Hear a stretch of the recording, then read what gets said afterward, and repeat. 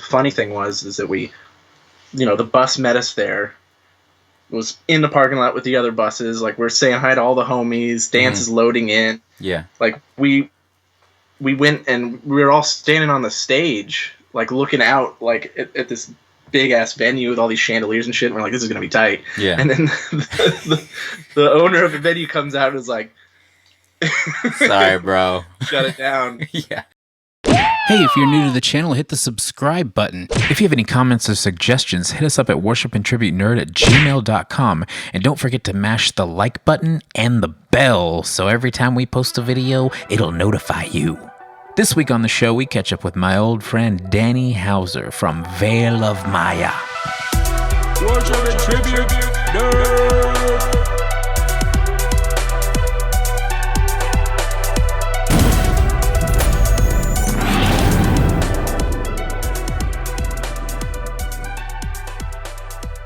Hey, what's up, everybody? My name is Michael, aka Rickshaw, and welcome to Worship and Tribute Nerd, a show where metal dudes get nerdy. Today I have a very special guest, my buddy Danny from Wahl of Maya. Hello. How's it going? Good. How have you been? Good to see your beautiful face again. You know, you were all right. As soon as you got on, you're like, "Oh, COVID's done this," and I'm like, "What made you more strapping and handsome? Is that what it's done to you?" Yeah. All this. My like, unkempt neck beard. My basement neck beard. You know, it's been a long time since I've seen you. I mean, Wabo ended 2015, so definitely, and we hadn't toured together in a while since then, you know, or even at that point. But what's been up with the band? I know that you've released a couple singles, and then also what's been going on with COVID? You know, how have you been handling it? You know, if you could talk a little bit about March, you know what I mean? The things we were planning and all that. Yeah, because I guess me and you were supposed to do an interview on that dance tour. Oh yeah, the Dance Gavin tour, which was a stacked lineup, and it was about to be freaking awesome. The whole thing was sold out. It was like a 7-week tour too. Yeah, I was really bummed. I remember. Tell me about it. Dude, I mean, obviously, you know, all the bands, it sucks for all y'all because touring is your bread and butter. But you know, I was like lining up like 5 interviews, and that's like a lot for me, honestly. But yeah, how have y'all handled that? And you know, what's been going on? Handled it like shit. No, yeah. we So, do you know what happened that day? Like with that whole thing? No, I remember you. Are you talking about when you texted me and you're like, "Hey, the nightmare scenario happened"? Yeah. Yeah. We were there. It just so happened that California shut down on the day that we were supposed to play our first show in LA. Oh, okay. You knew that, right? I mean, I guess I wasn't really paying attention to the, like all the semantics of it, but I know it was around the time, you know. So we flew out like a few days early to shoot a music video for Outsider. And we did all that, thankfully, and that's like right when everything was starting to really hit the fan, but nothing had been shut down yet. Right. So we wrapped that video and had one day off in between. And then, when we, I was texting the manager, we were all texting our manager about it, like, what are we going to do? Is this thing going to get canceled? And sure enough, it ended up getting canceled. But the funny thing was that the bus met us there. It was in the parking lot with the other buses. Like, we're saying hi to all the homies. Dance is loading in. Yeah. Like, we went and we were all standing on the stage, like, looking out, like, at this big-ass venue with all these chandeliers and shit. And we're like, this is going to be tight. Yeah. And then the owner of the venue comes out and is like, sorry, bro. Shut it down. Yeah. And because California's governor, that morning, banned all gatherings over, I think, like 200 people. Yeah. So that shut down that show, and then the rest of the states kind of fell like dominoes after that, and it was over. Right. It's just funny that we were there, like, on the stage for the first, like, official state in the U.S. to shut down, and yeah, there goes the tour. Yeah. It'd be funny to be the guy that's like, hey, you know how the rest of your year is all looking good? Not now, buddy. Things have changed. Yeah. I actually remember Try again. Courtney and Michael have Spirit Box now, and I remember they were like, they got put on their first European tour, and like right in the middle of their tour, they're like, well, we're flying home, COVID-19, you know what I mean? And I'm like I already feel bad for normal bands, you know what I mean? Having tours postponed and canceled. And then I'm like, some of my best friends got their first European tour as an unsigned band. And then they're like coming home like, fuck. I was like, dude, what So is brutal. going on? Yeah. Your first European tour is brutal enough as it is, too. It's always a struggle. Oh, yeah. Especially with sleep. That's like the number one thing that like kills you through that tour is like Dude. adjusting. Yeah, your first European tour. I remember, like, our second or third European tour, we did it in, like, a camper Yeah. towing a trailer. Yeah. And there's a bed in the back, a table that folded out into a bed, and then a bed over, like, the driver's area. Right. And we just had to share those. Yeah. Dude. And that was hell. Yeah, there was a European tour we did where we had 2 sprinters and shared with 3 bands. So it was like, it was like a band and a half per van or whatever. And it was just like bucket seats with like one little loft area. Yep. And it would just be like, let's watch the same movie over and over and over to pass the time and then go crazy from not sleeping. Yeah, when was that? Like 2010 or something? Yeah, exactly. Yeah. Yeah, it was like us in the Chariot and the Eyes of a Traitor, and we ended up watching Across the Universe like 50 times in the van. That movie's kind of depressing, too. It is depressing, but we were all just like, it made us better friends. Yeah, that bucket seat sprinter thing in Europe, that's going to be a no for me, dog. Yeah. Never again. Yeah, now that we're old, it's like... Like, I didn't have to suffer that bad. Vale did a European tour right before I joined in 2010, and they told me it was, I think they split it, God, I can't remember who they split it with, but they were splitting just a sprinter with, like, the hard plastic bucket seats. Right. And it's like, how do you sleep? How do you even do that? Yeah, exactly. I'm not a young boy anymore, you know what I mean? Like, I need to flail out and, like, snore and fart and, like... No joke. The last few tours, I could barely even sleep in my bunk. Right. Yeah. My own bunk. Right. You know? I got, like, a USB plug-in fan that clips onto my bunk. Yeah. So I have the one that's built to the bus, and then I have a dual one that I plug in. Nice. And it's like pointed right at my face. It's like a coffin, dude. You know what I mean? You have to, if you're gonna be in there sleeping and farting, you got to get some air circulating around. You know what I mean? Yeah, and I can't sleep with the curtain open either. Yeah, I don't know. You know, I don't know. For some I don't reason, even. I just can't do it. You can't do it anyways. Like, I feel the same way. Like you need your alone time, especially on tour when you're around these dickheads like all day, every day. Yeah. Like close the damn curtain. Dude. Yeah, sometimes I'll just go in my bunk. I'm awake. I'm just chilling in my bunk. I just don't want to be around anybody. Yeah. Spend half the fucking day in there. I remember when Misfits, the show, came out. Courtney gave me Misfits on a jump drive, and I was just... There was times where I was like, I'm just going to watch episodes and episodes while everybody else is like having fun or whatever. I'm like, I'm having my own fun. Woo! I'm in my bunk playing fucking Stardew Valley or something. I'm over there. I'm planting digital crops. Yeah. But okay, so I remember you guys put out a couple of singles, right? You put out Outsider, and then what was the other one? Members Only. Okay, Members Only. Was that? Yeah, it's been a long time. Was that just a single, or was that part of the new like album work? I don't know if that's been decided yet. Oh, really? Yeah, because fortunately before this whole lockdown, we got a good portion of the new album done, which is why we were able to put out Outsider. Right. But then everything kind of grinded to a halt after that. Right. So you're sitting on the song still, and you're just kind of like waiting for things to settle down. Stuff's being done, right? But it's not as fast. I gotcha. Let's talk about you proposed. You're engaged now. Congratulations on that. That's a thing. But what have you been doing to keep sane since the COVID hit? Lot of video games.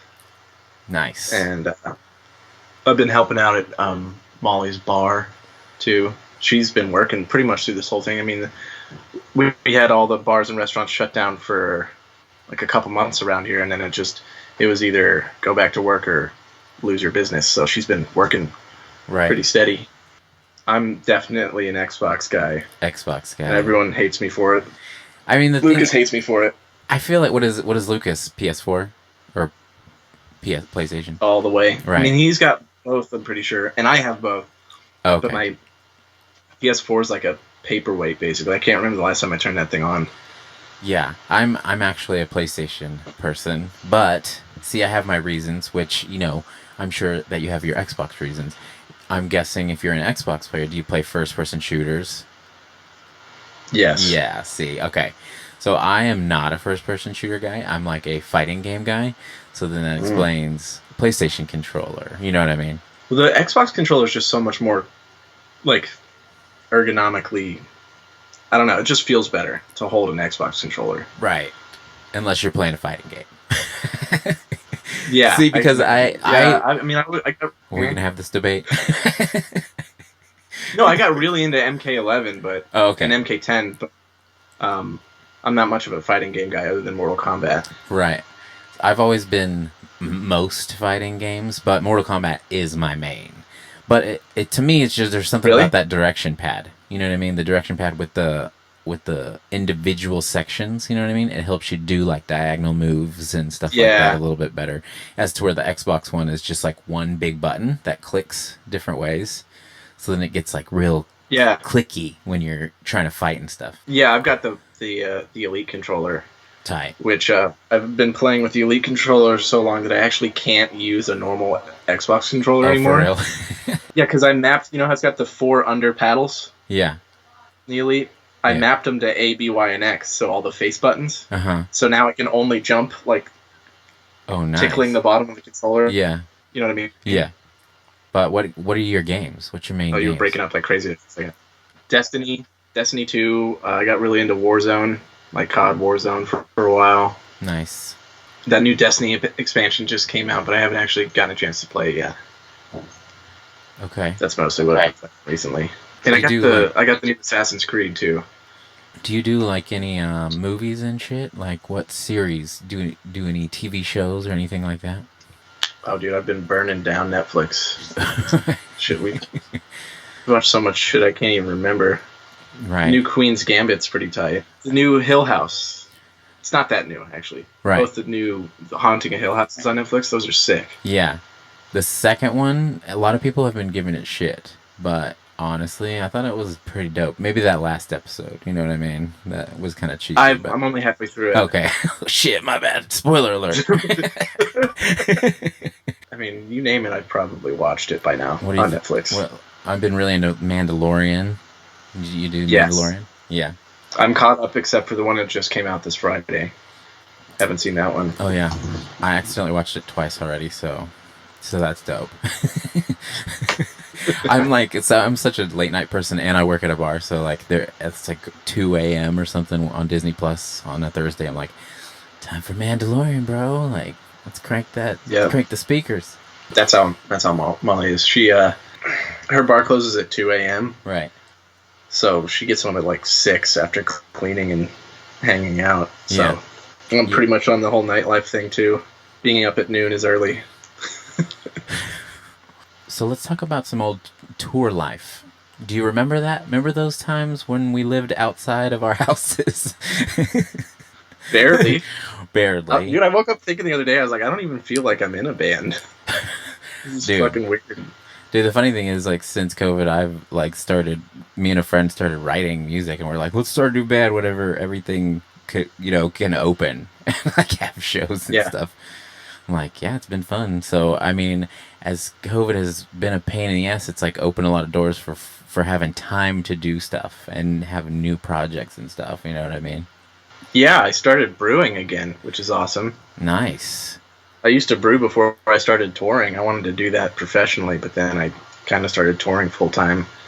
Yeah. So I haven't been able to brew in years. So I got back into that. I built a kegerator.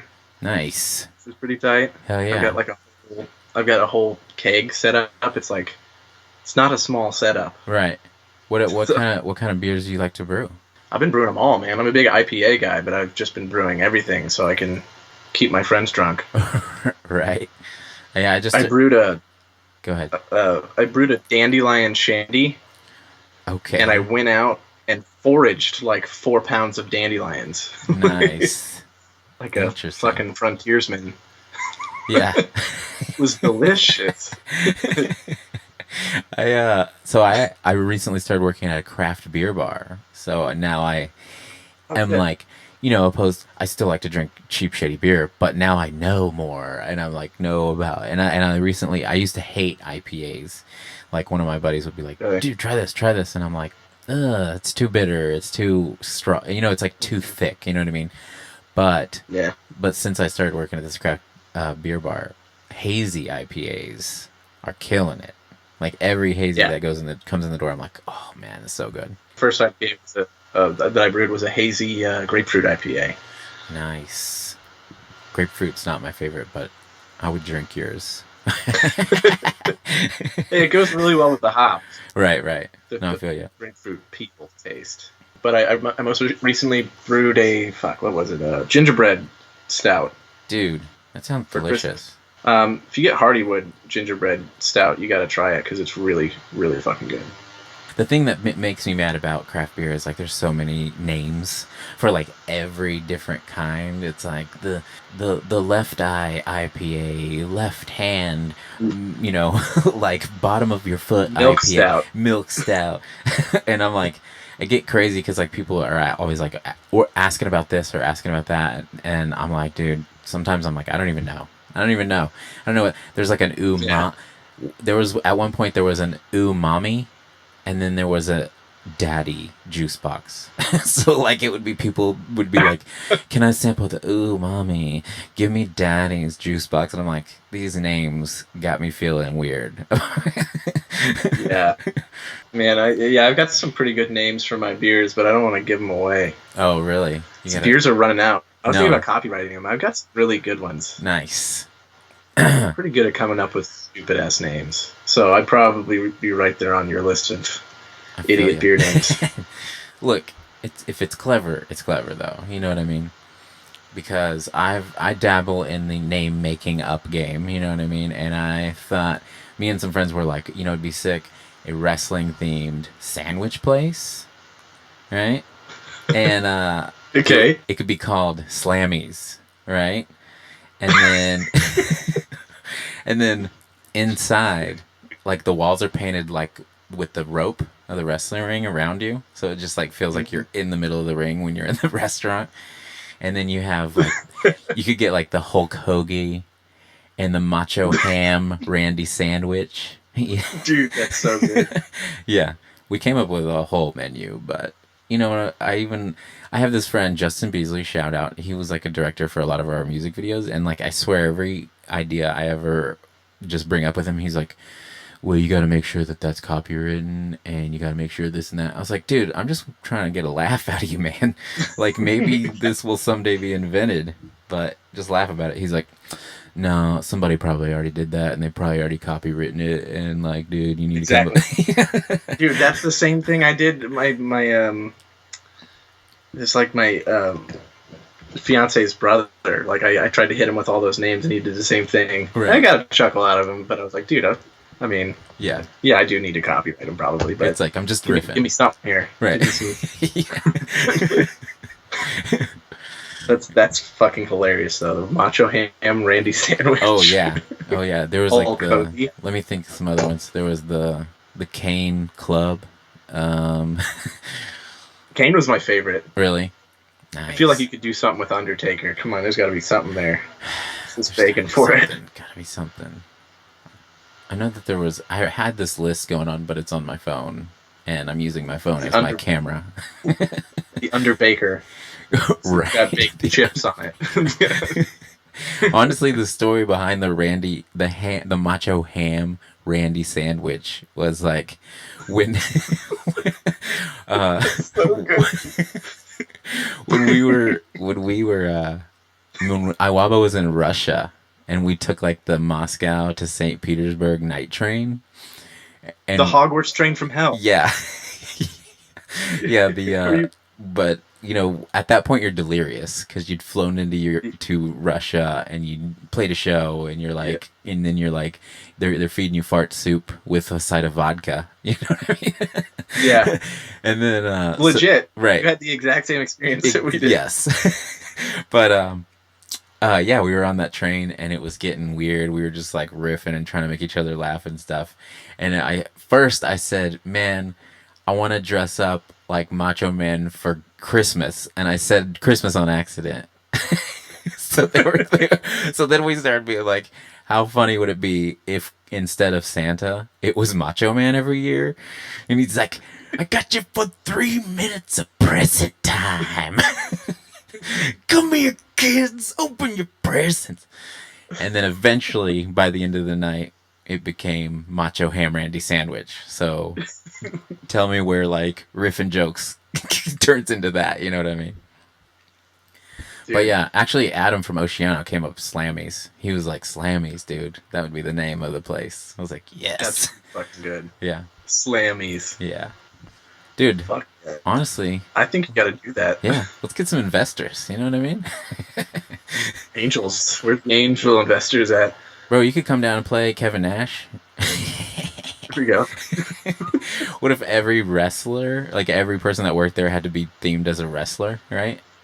You had to pick. Oh, that's without a question. Exactly. That would have to be. I could only imagine an employee getting mad as Macho Man at a customer. I could just imagine him being like a really out of shape Macho Man too, you know? Just like a normal dude. Right. we require him to dress as Macho Man. Yeah. And then like, when like you go into work and you're just not feeling it, you've got those like half-ass wrestling dudes like 3 minutes. Yeah. Yeah. Welcome to Slammy. We got you. Oh yeah. Fucking kill me. But yeah, that sounds fun. I mean, back chugging cigs on your break. Right. If you stressed, if you want to riff some of your names of beers, this would be proof, right, that you made it up. Does this count as proof? I don't know. I'm just trying to get some out of you. Dude, no, my flagship would be called Ale Satan. Ale Satan. That's amazing, dude. That's shit right there. Have you tried to look it up? Does anyone else got it? I'm actually afraid to. I looked it up a couple years ago and it wasn't taken, and I'm too afraid to look it up now. So, ignorance is bliss. Exactly. And for the Dandelion Shandy, it was just Shandyline. I mean, it's right there. Oh, I brewed a pumpkin, like a pumpkin Halloween beer. Uh-huh. And all the goddamn pumpkin names are taken. They're all taken. For real? But mine's a witch's tit. Nice. Witch's cold as a witch's tit. That's amazing. Still don't know what I'm going to do for the label. Dude, you know what? We should just start a business where we come up with names for people also. You know what I mean? Mm-hmm. That's what Molly's boss said. Really? They're sitting there like bullshitting about naming shit. And he's like, you guys are really good at this. Molly's brother is dating like a really good artist, and for my birthday they made me this tap handle. Nice. Oh my god, she just found a spider in the garage. You're yelling. Nice.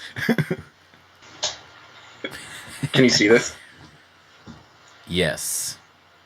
Nice. That's dope. That's pretty sick. Hell yeah. I like it. Dude, that's awesome. I noticed that, one thing about craft beer is like you got to have that tap handle that pops. You know what I mean? Yeah, this was pretty good. Yeah, dude. Guy on Etsy made. Oh, speaking of Macho Man, so many conversations start. Like right before tour ended, Sam, our drummer, was trying to be the tour manager for us. He got this whiteboard and put it up in the bus because he was going to write out the day sheet every day for it. Right. And so I was like, dude, that thing's just going to be covered in dicks, right? He's like, no, I'm just going to do that. So I took it upon myself to be the daily day sheet dick drawer. Right. Yeah, and if I'm going to do something, I'm going to do it right. Right. So I got like really good at drawing dicks. Right. And my planned creation for the first day of the tour that got canceled was Macho Cock Randy Sackage. It was a dick that looked like Macho Man. Dude, you got a picture? I posted a bunch on Instagram. Here, let me see if I can find them. Yeah, you're gonna have to post a few of these. Okay, here's one of my favorites. The Dicksecutioner. Nice. Dude. We got the Dick Dog. Nice. Drink it out of a little bowl. Right. And then my personal favorite so far, the Cock Karate Kid. Can you see that? Nice. Amazing. Dude, I like that. The Dick Dog's dope. The Dick Dog was well done. Yeah, the way the balls attaches to the hind legs, it makes sense. Oh, you want to see some balls? I'll give you some balls. Hold on, my best one I did while we were like right after quarantine. I had some downtime and I saw a stain on the bar wall, and it kind of looked like a dick wearing sneakers. Right. And my friend was like, "You should draw that." I was like, "All right." So I drew a dick wearing sneakers. Let me hit you with the brightness here. Check it. Nice, dude. That one has some detail. Yeah, look at the stretching on the balls there. Yes. Yeah, really. I mean, those are some killer sneakers. When he's like flexing the under cock. You know what I mean? Yeah, yeah. I was gonna give Macho Cock some abs, like some really sick abs. Right. Yeah, dude, you're gonna have to send me those. Yeah, I'll send you the dick drawings. Nice. They were pretty popular on Instagram, but Sam, our drummer, didn't like them very much. Right. I think it's the authority thing. You know what I mean? You said, "Hey, boss, there's gonna be dicks on there." He said, "Nah, there's not." He said, "Yeah." Yeah, I guess that was kind of a dick move. He eventually gave up writing out the day sheets. I mean, whenever one of your bandmates is the TM, you just got to bust their balls. You know what I mean? That's the way it works. Between that and having massive Nerf battles inside the bus. Nice. Yeah. He hated us. Me and Luke. Like those last few tours. He's like that. I used to have this bus driver named Carl, and everybody hated Carl, and they would throw paper at him all the way to school. They're just like, eh. And I was like, why? Like, honestly, I didn't do it because I was just like, why are you torturing this stranger? You know what I mean? That already has to work for the city and just deliver kids to school. Just up there fucking fuming, just hating, just fucking boiling. Just like Chris Farley, like, yep. Mother. That's the first thing I thought about. Good, great, grand. Anyways, back to some Veil of Maya stuff. Is there any, as of right now, I know that the world is still kind of wondering when we're gonna get back to normal because spikes and COVID keep happening. But is there a plan for whenever everything kind of settles down already in place, or is everybody chilling in the music industry? It's looking like we're not going to be able to tour, at least in the U.S., till I know it's 2021 is probably going to be. I've been told spring or fall. Summer or fall, 2021. Yeah. But I think right now this coming summer, I think we've got something in Australia that was confirmed that still hasn't been canceled yet. So. Right. Well, shit, man. I hope the world gets back to normal. We're all. We all wanted to chill, but damn, we've been chilling, you know what I mean? So, It's time. I wish everybody would wear a mask and just accept that they have to chill a little bit. I'm ready for shows again. Around here.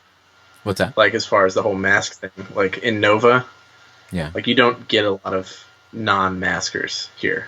Oh, really? No. The majority of what I've seen has just been online crazy people.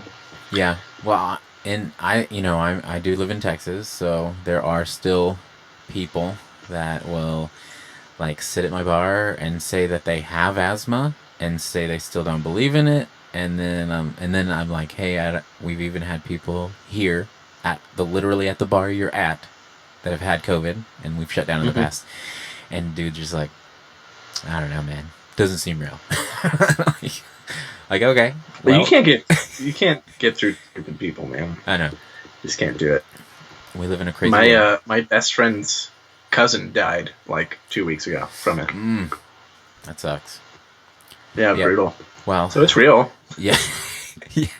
Yeah, it's definitely real. But I mean, that's part of the reason lots of us get frustrated online. That's part of the reason I know a lot of people have stopped having a Facebook because of politics. Dude, I don't have a Facebook, and legit since the quarantine and like the height of it, like during all the protests and like everything hitting the fan, I just stopped going on social media. Like I don't even look at it anymore. I fucking hate it. It gives like so much anxiety. Yeah, it's such a negative place. You know what I mean? Yeah, I don't even want to do it anymore. Like, but I kind of have to. Yeah, I noticed how bad it was getting because there is an action figure Facebook group, and like I'll just go on there and like look at action figures, or sometimes you buy and trade, or sometimes you just people just post stuff for hype. And every day... Really? You're into action figures? Didn't notice? But it's so fucking... But anyway, sorry. Oh, thank you. But yeah, like, I noticed that somebody will be like, hey, look this new Venom Marvel Legend. Look how stupid it looks because of the skinny ankles. And I'm like, do you guys really just go on to, like, like, places that you would escape from negativity to be negative? Is that really what's happening nowadays? It's driving me crazy. I will find like miserable. Dude, I'll go into a Facebook group where you're supposed to have fun and hunt down people that are bitching and be like, "Get the fuck out of here." Seriously. Yeah. I've got a pretty extensive action figure collection myself. Do you? I was a flea market warrior when I was a kid. Nice. And yeah, my mom just always bought me like all the toys when I was a kid. But it would only be like the collectible and movie ones. And it wasn't until I got older that I realized she was totally buying the toys for her. Like, because my mom's like a total movie file. Yeah. You know? Yeah. And I just had like an epiphany one day, and it was like, whoa, she's buying all that shit for her. Now she's got it all. Nice. You know? And it's all pretty collectible stuff. Like, got like a ton of the original Star Wars toys and like all the big sets that go with it. And like the first run of Power Ranger toys with the Megazords that like hook together to make the big ass Megazord. Dude, that's amazing. You know the Hasbro toys that they released for Alien and Predator and shit? Yeah. They're super collectible now. Yeah. Dude. Tons of that. I'm into all of that stuff, dude. But that's amazing that, like, you know, you realize that, because there's times, like, my girlfriend has a daughter, and, like, there's times where, like, you know, where, like, she won't behave, and it's like, I collect action figures. Like, you know, if you're good, I'm gonna want to buy you toys. You know what I mean? Like, but you just can't behave sometimes. It's like, I'm ready to pull the trigger on buying some toys for anyone. You know what I mean? Like, seriously, dude. Yeah. Molly's cousin has like a 4 and 5 year old, and I'm like, what can I buy him next? Yeah. Like, I want to play with it. You know? Right. Exactly. I got him a remote control because the kid loves dinosaurs. Got him a remote control dinosaur that breathes fire or smoke. Oh, you know, nice. And walks around like roaring and shit. Yeah, check it. Does it work? You're just gonna turn it on. The switch is somewhere. Dude. Dude, it walks sick. too. It make it roar. No. Dude, that's Good. It's pretty unimpressive right now. It's so Chinese. It's got the ringtone phone on it. Nice. I don't know how to turn it off. Turn it off. It's really annoying now. Dude, that's dope. See, I call for an interview, I get a show and tell. It's amazing. Congratulations on the engagement. Thanks, man. Thank you. We're, you know, Congratulations on your collection. That's pretty fucking insane back there. well, this, this, it's only, you know, what I'm addicted to. It's very unhealthy, actually, so. Is that only part of it? Or is that the whole... So there's... I'm assuming that's only part of it. There's this case, and then there's this case, and then I've actually started a box of figures that I don't want to get rid of, but they're still in their package also. So, so it's like, some of them I don't even want to open, you know what I mean? So yeah, this is my main display, you know what I mean? But I mean, every freaking, like, the thing is, since COVID, I've noticed this too, is like, lots of the action figure industry is blowing up because everyone's sitting at home and they're like, well, you know, it'd be cool if I got a couple action figures for the wall, you know what I mean? And so every week now they're like, here's some new Marvel stuff, here's some new Mandalorian stuff, here's some new, and you're just like there's times where I get overwhelmed. I have to actively seek out things I don't want. Like, no, yeah, I'm not getting that one. Yeah, I just saw that because during COVID there was a new one of those toy cons or whatever. And is it NECA? I think. Yeah, NECA. Makes a super realistic movie. Yeah. Whoever it was, they announced that they're coming out with a 3-foot Jaws replica. Oh, nice. Hell yeah. And I have to have it. I don't care what it costs. It's right. a 3-foot movie accurate Jaws replica. Exactly. And I just have to have it. Yeah, NECA does a lot of horror movie stuff, and then they also do like the Teenage Mutant Ninja Turtle movie stuff. So they did like a super shredder, and it's pretty dope. So. Yeah, they've done a lot of really sick stuff recently. I've seen it. Yeah, I have to have that Jaws toy. I had to grab up this Gremlins. I'm gonna actually grab it because it's right here. I've been seeing these, and I'm a Gremlins fan, but since it is the holidays, I had to grab this guy.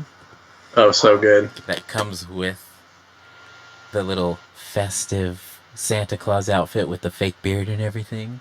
That is so sick. Yes. I love that. Yeah, and that's even whenever I was like, I don't have the budget for any more action. Oh my god, what's that? And then my girlfriend's like, she loves decorating and shit, so she's like, get it. It'll look so cool with all your stuff. And I'm like, you're so encouraging. Enabler. That's what it does. There's a comic book shop down the street from her. Not even down the street. It's in the same parking lot as her bar. Yeah. And it's dangerous, man, because I'll go in there and I'll just find secondhand toys that I wanted when I was a kid. Right. And never got. And I actually found this Spawn toy the other day from 93, OG McFarlane, still in the box. Nice. I just had to have it. So McFarlane started doing a lot of new stuff.